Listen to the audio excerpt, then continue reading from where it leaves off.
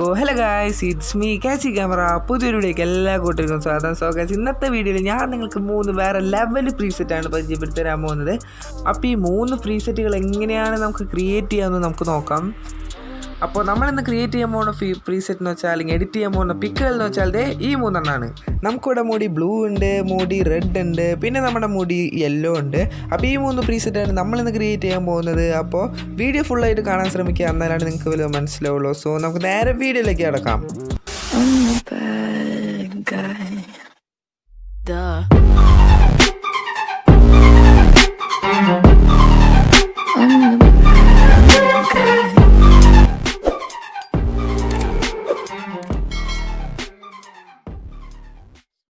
അപ്പോൾ നമ്മൾ first create ചെയ്യാൻ പോകുന്നത് മൂടി ബ്ലൂ പ്രീസെറ്റാണ്.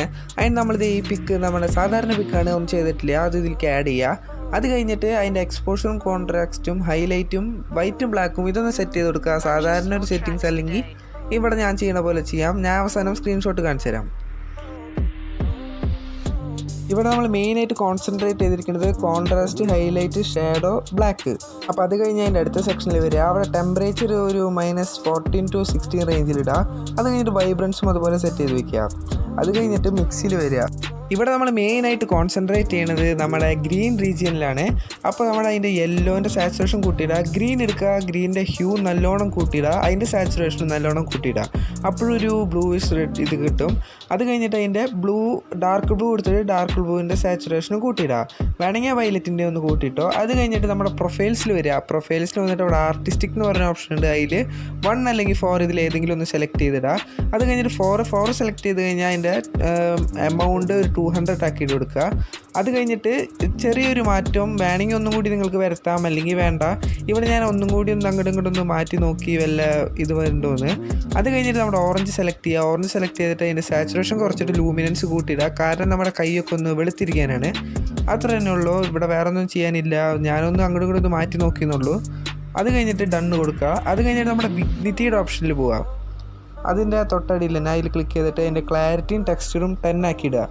അത് കഴിഞ്ഞിട്ട് വിഗ്നിറ്റി ഒരു 40 to 50 റേഞ്ചിലിടുക. അതിൻ്റെ മിഡ് പോയിൻറ്റും അത്രയ്ക്ക് തന്നെ ഒന്ന് കൂട്ടിയിട്ട് സെറ്റാക്കി കൊടുക്കുക. ഞാനിവിടെ സ്ക്രീൻഷോട്ട് കാട്ടിത്തരാം. അപ്പം നമ്മുടെ മൂടി ബ്ലൂ എഡിറ്റിംഗ് കഴിഞ്ഞിട്ടുണ്ട്. ഇതിങ്ങനെ കറക്റ്റായിട്ട് കിട്ടണമെങ്കിൽ ഇത്തിരിയും കൂടി ഇലകളും ഒരു ഗ്രീനിഷ് ഏരിയാസിലൊക്കെയാണ് പറ്റുള്ളൂ. അപ്പോൾ എല്ലാം കഴിഞ്ഞാൽ നമ്മൾ പിക്ക് സേവ് ചെയ്യുക. അപ്പോൾ നമ്മുടെ ബ്ലൂ കഴിഞ്ഞു. ഇനി നമ്മൾ നേരെ കിടക്കാൻ പോകുന്നത് നമ്മുടെ റെഡിലേക്കാണ്. അതിനായിട്ട് നമ്മുടെ ലൈറ്റ് സെലക്ട് ചെയ്യുക. അവിടെ നമ്മൾ മെയിനായിട്ട് കോൺസെൻട്രേറ്റ് ചെയ്യുന്നത് എക്സ്പോഷറും ബ്ലാക്കും വൈറ്റും ഇത് മാത്രമേ ഉള്ളൂ, ചെറിയൊരു അഡ്ജസ്റ്റ്മെൻറ്റ്.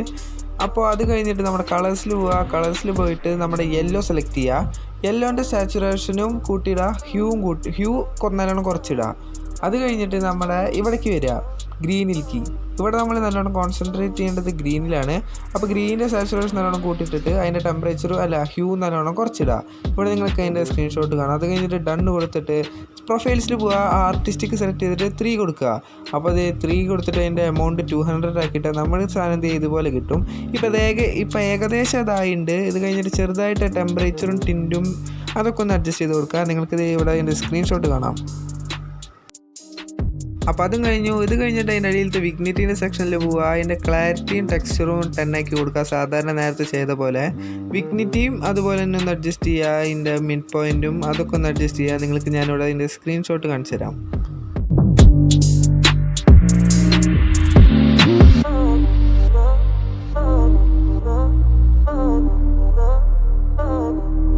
അപ്പോൾ അതേ ഇത്രയേ ഉള്ളൂ. ഇത് കഴിഞ്ഞിട്ട് ഇവിടെ സ്പ്ലിറ്റ് ടോൺസ് എന്ന് പറഞ്ഞ ഓപ്ഷൻ ഉണ്ട്. അത് നിങ്ങൾക്ക് വേണമെങ്കിൽ ഒന്ന് ചെയ്യാം. ഹൈലൈറ്റ് ഒന്ന് റെഡ് ഒന്ന് ഹൈലൈറ്റ് ആവാൻ ഷാഡോയും നിങ്ങൾക്ക് വേണമെങ്കിൽ ചെയ്താൽ മതി. ചില ഫോട്ടോസിനൊന്നും അത്രയ്ക്ക് അങ്ങനെ റെഡിഷ് കിട്ടില്ല. അപ്പോൾ ആ ഷാഡോസ് ഒന്ന് റെഡിലേക്ക് കൂട്ടിയിട്ട് ഡണ്ണ് കൊടുത്താൽ മതി.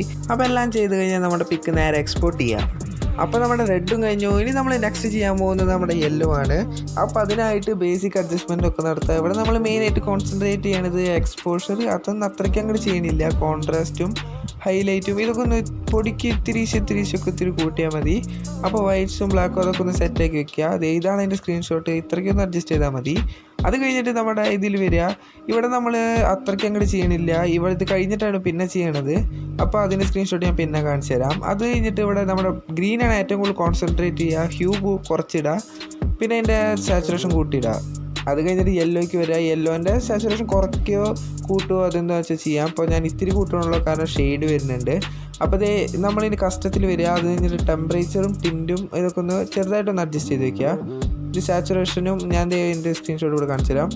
അപ്പോൾ അത് ഏതൊക്കെ കഴിഞ്ഞാൽ നമ്മുടെ വിഗ്നിറ്റി സെക്ഷനിൽ പോകുക. നേരത്തെ ചെയ്ത പോലെ തന്നെ ക്ലാരിറ്റിയും ടെക്സ്റ്റും 10 ആക്കിയിടുക. അത് കഴിഞ്ഞിട്ട് വിഗ്നിറ്റിയും ഇതൊക്കെ നിങ്ങളുടെ ഒരു ഊഹ അനുസരിച്ച് ഒന്ന് കൂട്ടിയും കുറച്ചിടുക. ഞാനിവിടെ ഇത്രയ്ക്കൊക്കെയാണ് ഫസ്റ്റത്തെ സെക്ഷനിൽ ചെയ്തിട്ടുള്ളൂ. റഫ് അപ്പോൾ ഇതൊക്കെ ഒന്ന് കറക്റ്റ് കൂട്ടി വെച്ച് കൊടുക്കുക. വേണമെങ്കിൽ ക്ലാരിറ്റി ഇത്തിരി കൂടി കൂട്ടി കൊടുക്കാം, കാരണം യെല്ലോ ഒന്ന് എടുത്ത് കാണിക്കാൻ. അപ്പോൾ നിങ്ങൾക്ക് ഇത്ര യെല്ലോ കിട്ടിയില്ലെങ്കിൽ നിങ്ങൾക്ക് വേണമെങ്കിൽ സ്പ്ലിറ്റ് ടോൺ യൂസ് ചെയ്യാം. അപ്പോൾ ഇത്ര ഉള്ളൂ. ഇത് കഴിഞ്ഞ് നമ്മുടെ പിക്ക് നേരെ സേവ് ചെയ്യാം.